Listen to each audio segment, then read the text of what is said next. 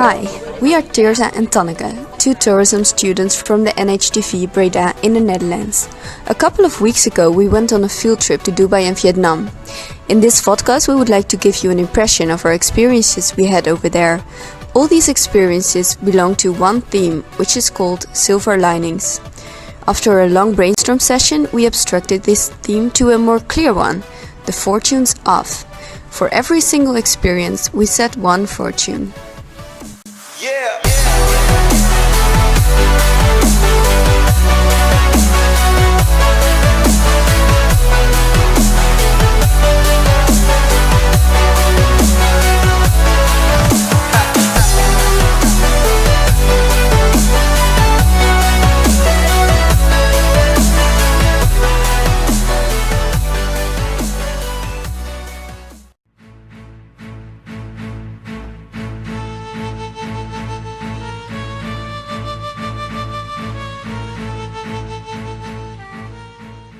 We would like to welcome you to Sharjah. Sharjah is one of the 9 United Arab Emirates and is situated right above the more well-known emirate Dubai. The first experience was to gain knowledge about the Arabic culture and art. One of the most important fortunes for the Arabic population is the Islam. In the Museum of Islamic Civilization is shown that the Kaaba is the most sacred site on earth. The Kaaba, the house of Allah, is also known as the Black Stone in Mecca. For Muslims, this sanctuary is supposed to bring up the good in people. You can see it as a silver lining for Muslims. The collection of the museum contains a number of important Islamic coins, including some valuable rare silver dirhams and dinars. All the coins have their own story and meaning. This one, for example, has 3 inscriptions on the back and a quote of the Quran as well. Throughout the history of the Islamic world, coins played a key role in heralding the power and prestige of a ruler. The right to display one's name in honorary titles in coins equaled political power and therefore commanded elegance and respect.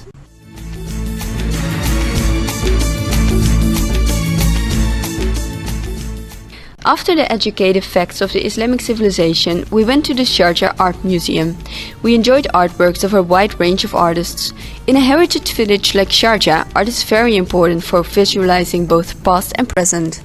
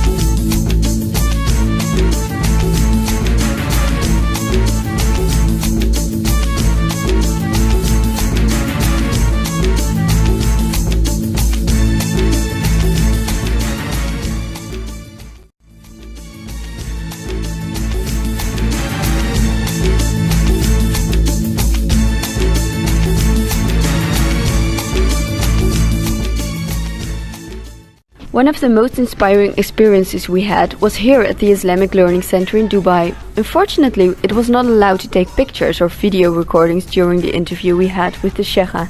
Yet her story was really interesting and it has broadened our thoughts about the Islam in a positive way. The purpose is we are human beings. We are bound to make mistakes. It is the way Allah has created us. We have desires within us. So there is no way you're not going to make mistakes. What Islam does is just shift these desires in a proper way of good direction. Because if we do not have a manual,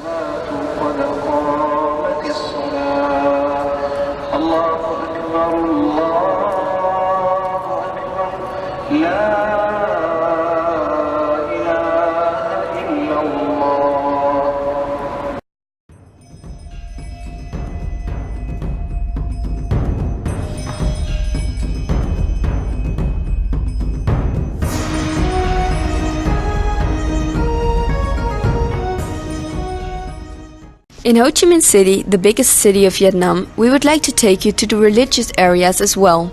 Here they call them pagodas. A funny fact about the Jade Emperor Pagoda is that it has a sanctuary for turtles. The turtle is seen as spiritual because it can reach an age of 300 years, so they gain way more knowledge than a human being can ever have. When a turtle reaches the age of 100 years, it becomes sacred.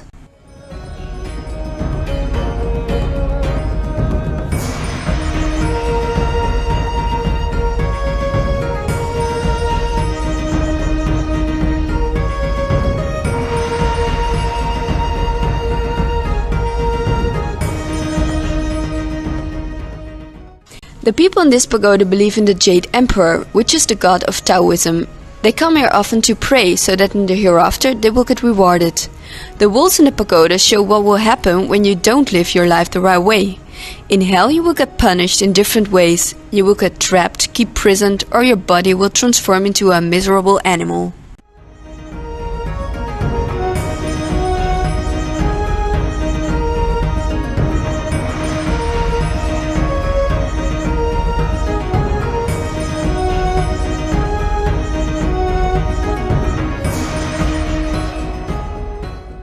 One of the most impressive pagodas might be the Bulong Pagoda. Special about this giant Buddhism pagoda is that it owns Buddhist relics. These relics are called sariras. When a Buddhist spiritual master dies and gets cremated, a pearl or crystal-like bead-shaped object is found among the ashes. This object is the relic.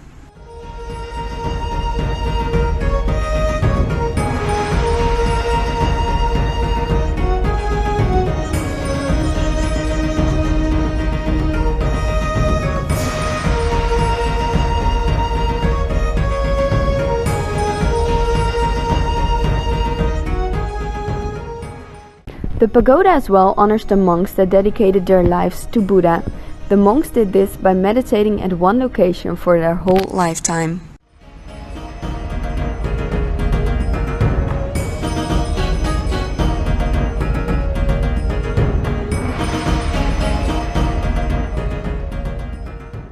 To fully understand the Vietnamese spiritual way of living, one of us participated in a meditation lesson called Falun Dafa. Truthfulness, compassion and forbearance are the foundation of the practice.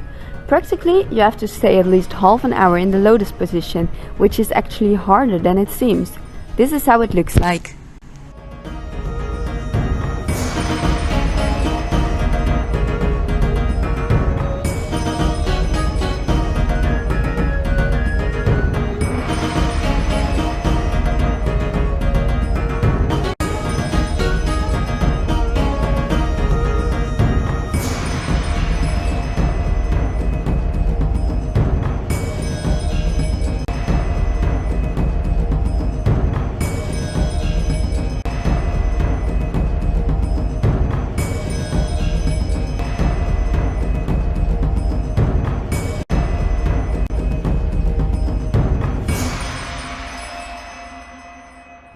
Oh, the feeling is back, yeah.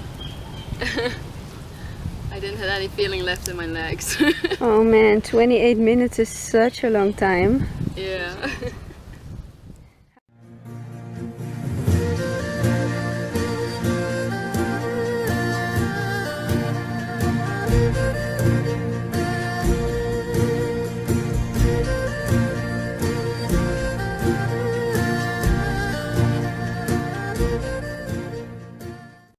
What would be of greater fortune for the Mekong Delta than the fishery? Right, that's what we thought as well. We decided to visit a place where we can fish by ourselves to get to know the life of a local fisherman in the Mekong Delta. Unfortunately, we are no professionals and only caught one small fishy.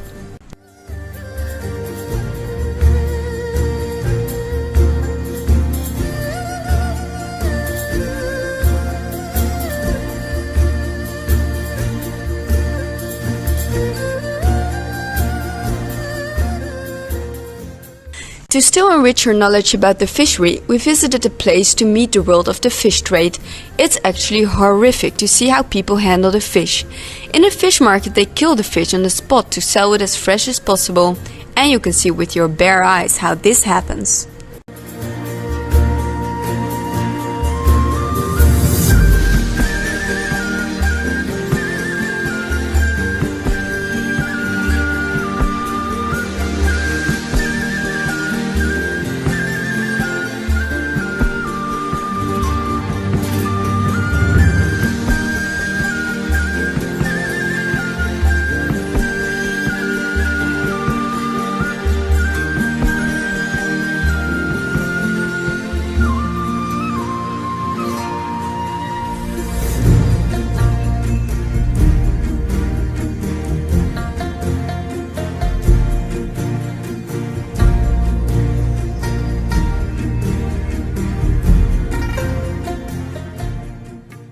If there is one fortune that every country owns, it would be the traditional cuisine.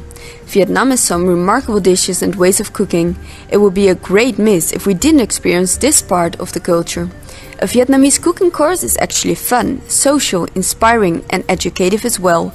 For example, we learned how to marinate chicken with the famous fish sauce from Phu Quoc and how to make the classic pho soup, either the Vietnamese beef soup that everyone can eat all day long.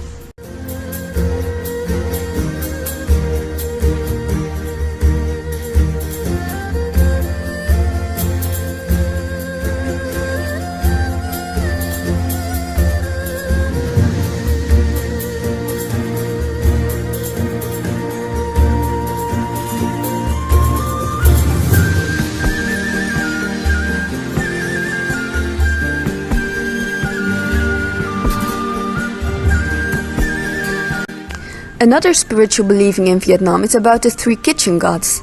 The exact story is quite long, but in short it's about three men who got burned to death in a fireplace, and from that time on the place is seen as sacred. A funny fact, every year when the Cookery Center creates a new dish, they pray to the gods for blessings over the new dish. They believe the kitchen gods bring luck in every home.